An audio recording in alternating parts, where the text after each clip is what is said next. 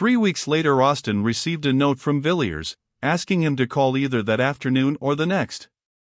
He chose the nearer date, and found Villiers sitting as usual by the window, apparently lost in meditation on the drowsy traffic of the street. There was a bamboo table by his side, a fantastic thing, enriched with gilding and queer painted scenes, and on it lay a little pile of papers arranged and docketed as neatly as anything in Mr. Clark's office. "Well, Villiers, have you made any discoveries in the last 3 weeks?" "I think so. I have here 1 or 2 memoranda which struck me as singular, and there is a statement to which I shall call your attention." "And these documents relate to Mrs. Beaumont? It was really Crashaw whom you saw that night standing on the doorstep of the house in Ashley Street?"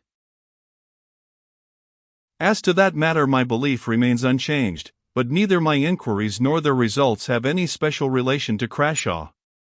But my investigations have had a strange issue. I have found out who Mrs. Beaumont is." "Who is she? In what way do you mean?" "I mean that you and I know her better under another name." "What name is that?" "Herbert."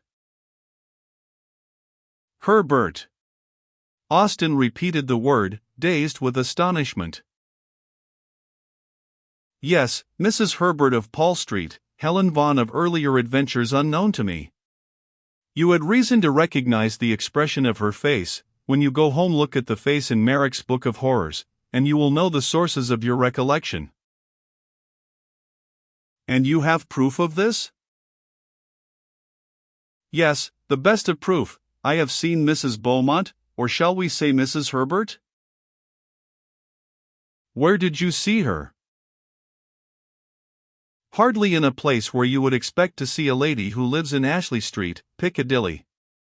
I saw her entering a house in one of the meanest and most disreputable streets in Soho. In fact, I had made an appointment, though not with her, and she was precise to both time and place." "All this seems very wonderful, but I cannot call it incredible. You must remember, Villiers, that I have seen this woman, in the ordinary adventure of London society, talking and laughing, and sipping her coffee in a commonplace drawing-room with commonplace people." "But you know what you are saying." "I do. I have not allowed myself to be led by surmises or fancies. It was with no thought of finding Helen Vaughan that I searched for Mrs. Beaumont in the dark waters of the life of London, but such has been the issue." "You must have been in strange places, Villiers." "Yes, I have been in very strange places. It would have been useless, you know, to go to Ashley Street, and ask Mrs. Beaumont to give me a short sketch of her previous history. No, assuming, as I had to assume, that her record was not of the cleanest, it would be pretty certain that at some previous time she must have moved in circles not quite so refined as her present ones. If you see mud at the top of a stream, you may be sure that it was once at the bottom. I went to the bottom. I have always been fond of diving into Queer Street for my amusement, and I found my knowledge of that locality and its inhabitants very useful. It is, perhaps, needless to say that my friends had never heard the name of Beaumont, and as I had never seen the lady, and was quite unable to describe her, I had to set to work in an indirect way. The people there know me. I have been able to do some of them a service now and again, so they made no difficulty about giving their information. They were aware I had no communication direct or indirect with Scotland Yard.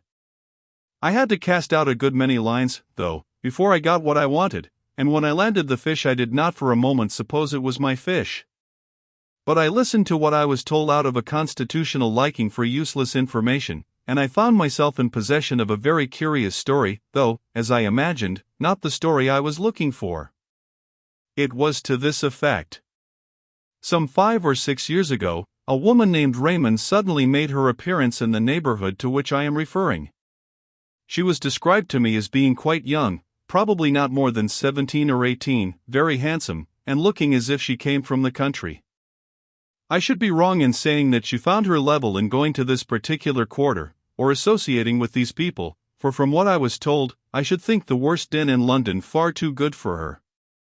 The person from whom I got my information, as you may suppose, no great Puritan, shuddered and grew sick in telling me of the nameless infamies which relate to her charge. After living there for a year, or perhaps a little more, she disappeared as suddenly as she came, and they saw nothing of her till about the time of the Paul Street case. At first she came to her old haunts only occasionally, then more frequently, and finally took up her abode there as before, and remained for 6 or 8 months.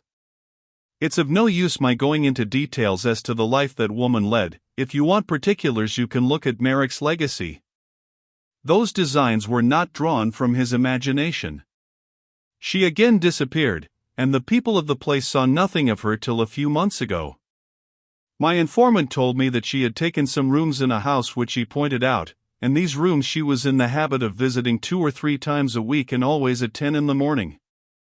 I was led to expect that one of these visits would be paid on a certain day about a week ago, and I accordingly managed to be on the lookout in company with my cicerone at 9:45, and the hour and the lady came with equal punctuality. My friend and I were standing under an archway, a little way back from the street, but she saw us, and gave me a glance that I shall be long in forgetting. That look was quite enough for me. I knew Miss Raymond to be Mrs. Herbert. As for Mrs. Beaumont, she had quite gone out of my head. She went into the house, and I watched it till 4 o'clock, when she came out, and then I followed her. It was a long chase, and I had to be very careful to keep a long way in the background, and yet not lose sight of the woman. She took me down to the Strand, and then to Westminster, and then up St. James's Street, and along Piccadilly. I felt queerish when I saw her turn up Ashley Street. The thought that Mrs. Herbert was Mrs. Beaumont came into my mind, but it seemed too impossible to be true. I waited at the corner, keeping my eye on her all the time, and I took particular care to note the house at which she stopped. It was the house with the gay curtains, the home of flowers, the house out of which Crashaw came the night he hanged himself in his garden. I was just going away with my discovery, when I saw an empty carriage come round and draw up in front of the house, and I came to the conclusion that Mrs. Herbert was going out for a drive, and I was right. There, as it happened, I met a man I know, and we stood talking together a little distance from the carriageway, to which I had my back. We had not been there for 10 minutes when my friend took off his hat, and I glanced round and saw the lady I had been following all day. "Who is that?" I said, and his answer was, "Mrs. Beaumont lives in Ashley Street." Of course there could be no doubt after that. I don't know whether she saw me, but I don't think she did. I went home at once, and, on consideration, I thought that I had a sufficiently good case with which to go to Clark. Why to Clark? Because I am sure that Clark is in possession of facts about this woman, facts of which I know nothing. Well, what then? Mr. Villiers leaned back in his chair and looked reflectively at Austin for a moment before he answered. My idea was that Clark and I should call on Mrs. Beaumont. You would never go into such a house as that? No, Villiers, you cannot do it. Besides, consider, what result? I will tell you soon. But I was going to say that my information does not end here. It has been completed in an extraordinary manner. Look at this neat little packet of manuscript. It is paginated, you see, and I have indulged in the civil coquetry of a ribbon of red tape. It has almost a legal air, hasn't it? Run your eye over it, Austin. It is an account of the entertainment Mrs. Beaumont provided for her choicer guests. The man who wrote this escaped with his life, but I do not think he will live many years. The doctors tell him he must have sustained some severe shock to the nerves. Austin took the manuscript, but never read it. Opening the neat pages at haphazard as I was caught by a word and a phrase that followed it, and, sick at heart, with white lips and a cold sweat pouring like water from his temples, he flung the paper down. Take it away, Villiers, never speak of this again. Are you made of stone, man? Why, the dread and horror of death itself, the thoughts of the man who stands in the keen morning air on the black platform, bound, the bell tolling in his ears, and waits for the harsh rattle of the bolt, are as nothing compared to this. I will not read it. I should never sleep again. Very good. I can fancy what you saw. Yes, it is horrible enough, but after all, it is an old story, an old mystery played in our day, and in dim London streets instead of amidst the vineyards and the olive gardens. We know what happened to those who chanced to meet the great god Pan, and those who are wise know that all symbols are symbols of something, not of nothing. It was, indeed, an exquisite symbol beneath which men long ago veiled their knowledge of the most awful, most secret forces which lie at the heart of all things, forces before which the souls of men must wither and die and blacken, as their bodies blacken under the electric current. Such forces cannot be named, cannot be spoken, cannot be imagined except under a veil and a symbol to the most of us appearing a quaint, poetic fancy, to some a foolish tale. But you and I, at all events, have known something of the terror that may dwell in the secret place of life, manifested under human flesh, that which is without form taking to itself a form. Oh, Austin, how can it be? How is it that the very sunlight does not turn to blackness before this thing, the hard earth melt and boil beneath such a burden? Villiers was pacing up and down the room, and the beads of sweat stood out on his forehead. Austin sat silent for a while, but Villiers saw him make a sign upon his breast. I say again, Villiers, you will surely never enter such a house as that? You would never pass out alive. Yes, Austin, I shall go out alive, I, and Clark with me. What do you mean? You cannot, you would not dare.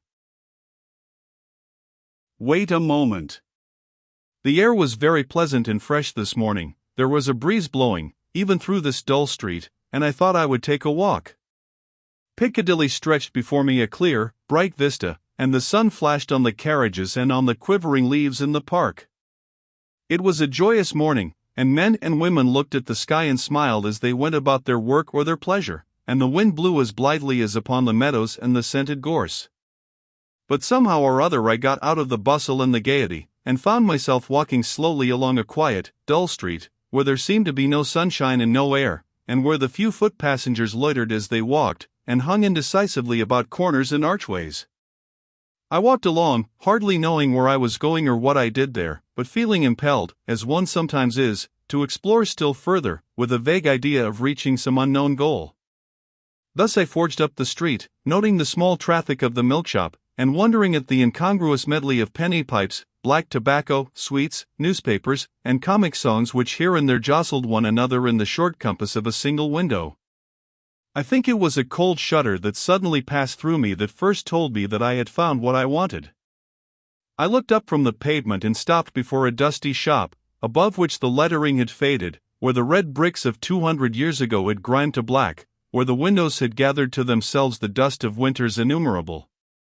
I saw what I required, but I think it was 5 minutes before I had steadied myself and could walk in and ask for it in a cool voice and with a calm face. I think there must even then have been a tremor in my words, for the old man who came out of the back parlor, and fumbled slowly amongst his goods, looked oddly at me as he tied the parcel. I paid what he asked, and stood leaning by the counter, with a strange reluctance to take up my goods and go. I asked about the business, and learnt that trade was bad and the profits cut down sadly, but then the street was not what it was before traffic had been diverted, but that was done 40 years ago, just before my father died, he said. I got away at last, and walked along sharply. It was a dismal street indeed, and I was glad to return to the bustle and the noise. Would you like to see my purchase? Austin said nothing, but nodded his head slightly. He still looked white and sick. Villiers pulled out a drawer in the bamboo table, and showed Austin a long coil of cord, hard and new, and at one end was a running noose. It is the best hempen cord, said Villiers, just as it used to be made for the old trade, the man told me. Not an inch of jute from end to end. Austin set his teeth hard, and stared at Villiers, growing whiter as he looked. You would not do it, he murmured at last. You would not have blood on your hands. My God, he exclaimed, with sudden vehemence, you cannot mean this, Villiers, that you will make yourself a hangman? No. I shall offer a choice, and leave Helen Vaughn alone with this cord in a locked room for 15 minutes. If when we go and it is not done, I shall call the nearest policeman. That is all. I must go now. I cannot stay here any longer, I cannot bear this. Good night. Good night, Austin. The door shut, but in a moment it was open again, and Austin stood, white and ghastly, in the entrance. I was forgetting, he said, that I too have something to tell. I have received a letter from Dr. Harding of Buenos Aires. He says that he attended Merrick for 3 weeks before his death. And does he say what carried him off in the prime of life? It was not fever? No, it was not fever. According to the doctor, it was an utter collapse of the whole system, probably caused by some severe shock. But he states that the patient would tell him nothing, and that he was consequently at some disadvantage in treating the case. Is there anything more? Yes. Dr. Harding ends his letter by saying, I think this is all the information I can give you about your poor friend. He had not been long in Buenos Aires, and knew scarcely anyone, with the exception of a person who did not bear the best of characters, and has since left a Mrs. Vaughn.